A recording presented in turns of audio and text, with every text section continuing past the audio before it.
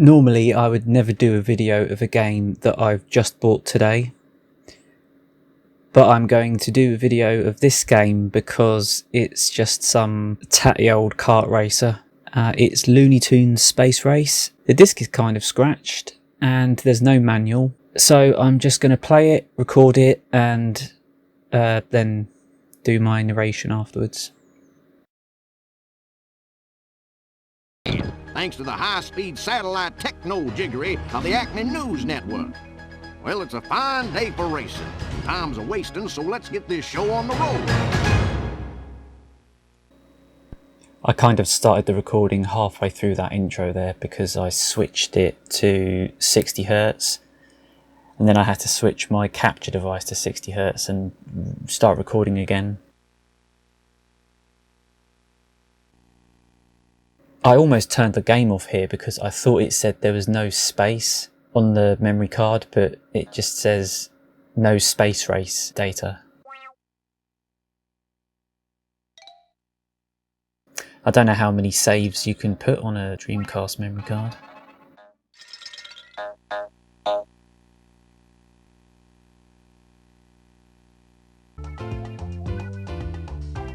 So who's gonna race this time, boy? Alright, I'll choose a character then.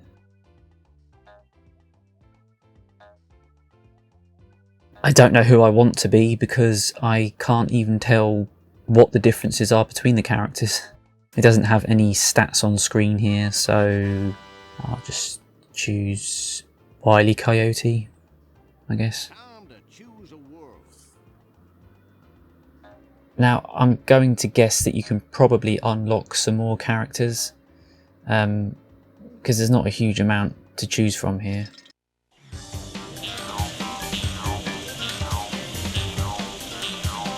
On your mark, get set, go! And they're off!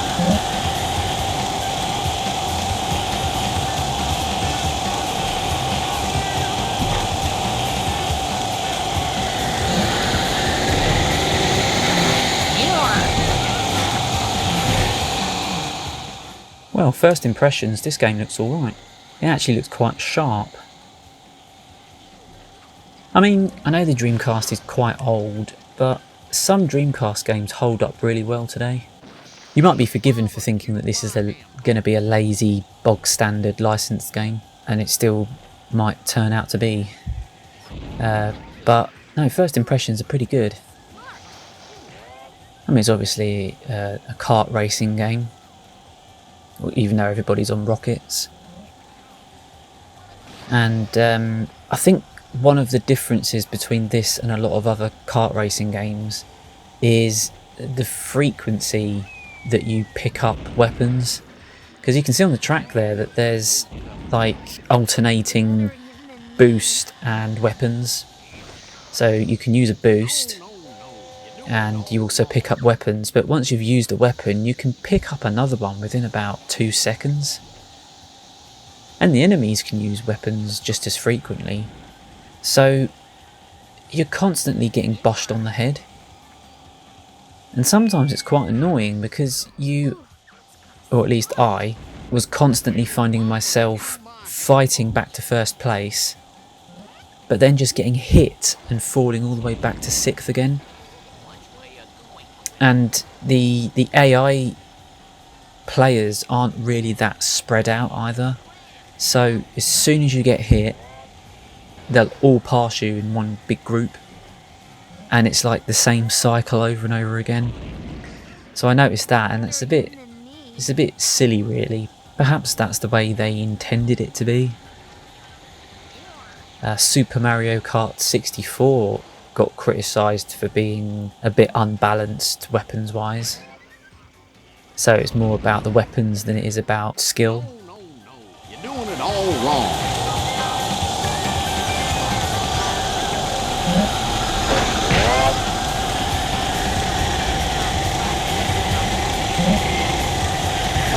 Watch where you're going,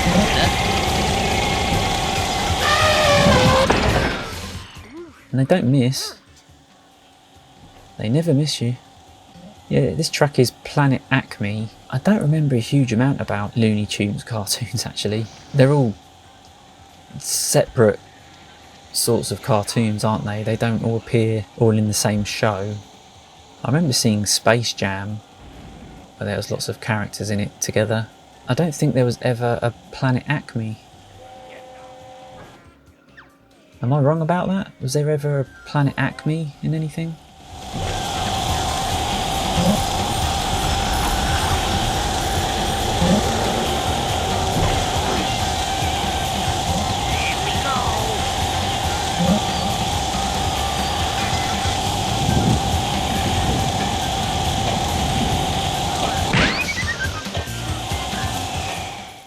It's a bit weird actually, because you're all on rockets but you can still fall off, and it's not particularly generous either.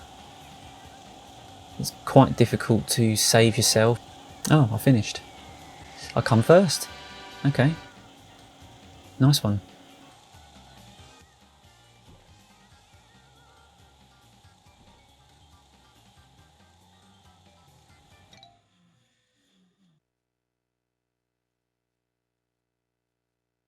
You've earned an Acme bonus token. Step right up and spend your tokens. Now it turns out when you win races you get tokens, and then you can spend the tokens on challenges or Acme events, I guess. And because I've only got one token, the only thing I can unlock is the first one. So let's see what this is. So who's it gonna be? This time let's be Bugs Bunny. I didn't notice a difference between any of the characters, I must admit. You don't even get different weapons.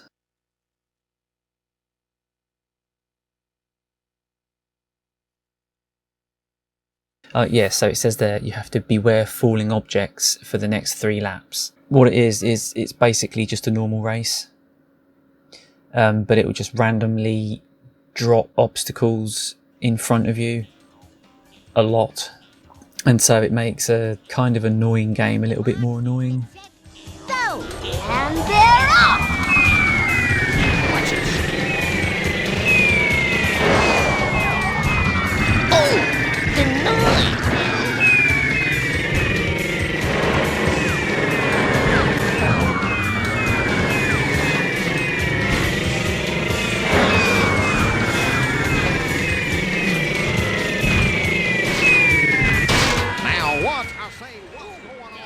So I was in first place and now I'm in 4th. Now I'm in 5th. It doesn't aim for you, but it will put them randomly in front of you, and you can see they're not really far in the distance. How can you avoid this? I don't think you can actually completely avoid everything. It's just too much of a mess.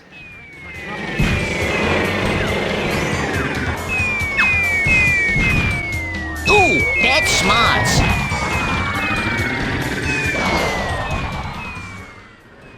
Something I should mention, I've got the default settings on. This game does have music, but the music is really quiet. And I wonder if they did that on purpose so you can hear the voices, because all the characters have got their catchphrases and whatever else. Yeah, you have Mario Kart to thank for all of these Mascot racing games. Did you know that Mario Kart started off as a sequel to F-Zero? Because you know the Super Nintendo had that mode 7, its 7th graphics mode.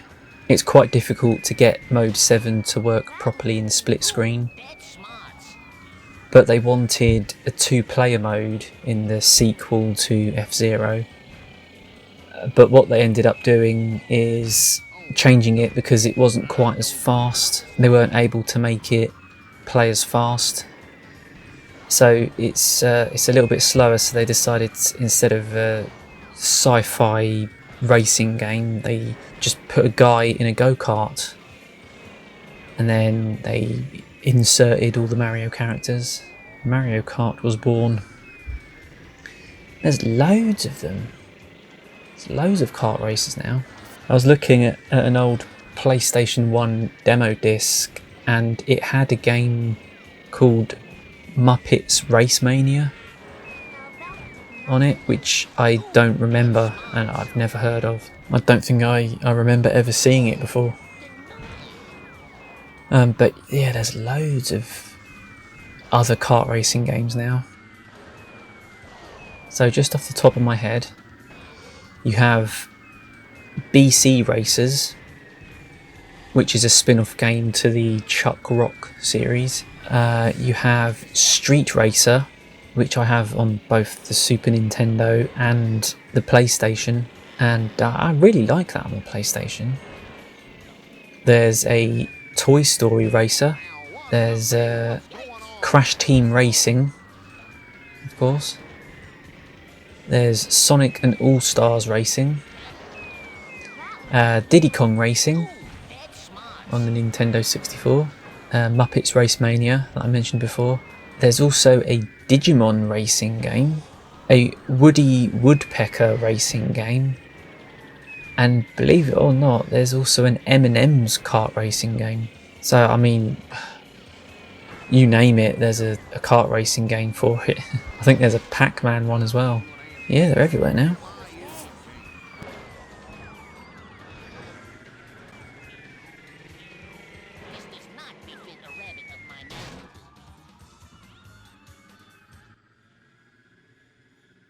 Right, well, I only come fourth that time.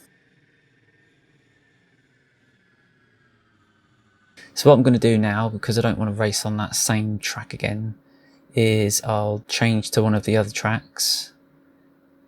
I don't think I unlocked any different tracks. I think it said on the back of the box that you can do 4-player split screen, which is quite nice. I remember that became a bit of a regular thing on consoles around this time, because some consoles had 4 controller ports. Dreamcast does, the Nintendo 64 does, and the GameCube does. So it's pretty easy to have 4-player split screen on lots of games. And in fact, me and my friends used to play Perfect Dark quite a lot, 4-player split screen, but that game, there was a bit too much going on. The machine couldn't really handle it. So it was a bit of a mess, but it was lots and lots of fun. It's a shame they don't do that nowadays. If you've got multiplayer in a game, it's almost always just online nowadays.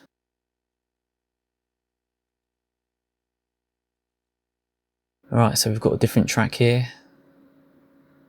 I actually wasn't paying attention, so I don't know what the name of this track is.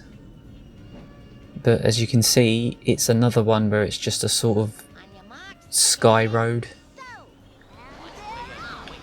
So I don't know if all of the tracks are like this. Who did I pick? Oh, I picked Elmer Fudd. What's the point in having goggles if you're not going to wear them when you're on a rocket? You're a wozer. Hang on, here it comes.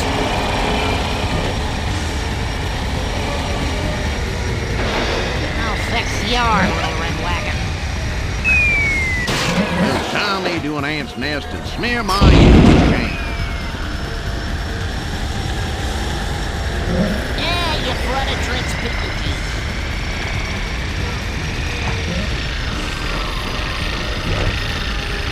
Here's a little strategy for you.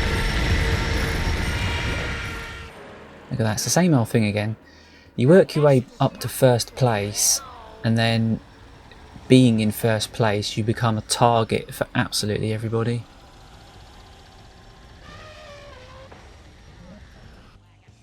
You see, there, I had absolutely no chance of saving myself there, and I only went off the track for a split second. Oh, I'll tell you another racing game that I've got, which is cool. Actually, I forget what it's called now. It's a Nintendo 64 game and it's called Snowboard Kids. That's pretty good. I don't think I've ever done a video of that. But you know what, I think this game's not too bad. So there's a lot of games that because of the time the Dreamcast was released, people were still making PlayStation games. So there were games that were converted from the PlayStation, or they were available on the PlayStation, the Nintendo 64 and the Dreamcast. There was a time where developers were halfway between still making games that looked like PlayStation games and later PlayStation 2 games. I guess this game kind of falls into that midway point, because this definitely looks much better than your average PlayStation game. The character models have got some nice detail, even though you don't really get to see them. And this game's not on the PlayStation, it was later released for the PlayStation 2. So yeah, the game looks pretty good. I can't really fault it for how it plays or anything like that, it's just a bit mediocre. And it's a little bit annoying as well, you just keep getting slammed into the floor by pianos and elephants. I was trying to do just a tiny bit of research before I started recording this narration, and it turns out there was a Looney Tunes racing game for the PlayStation, but it's a completely different game to this, and they are actually driving in go-karts.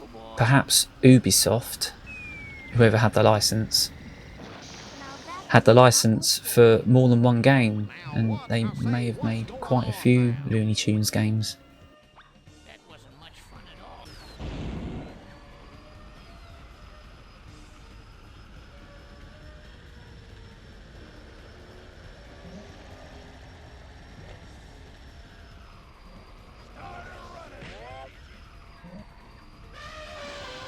Oh, there you go, I come first. Do you know, I think whether you come first is just a little bit of luck.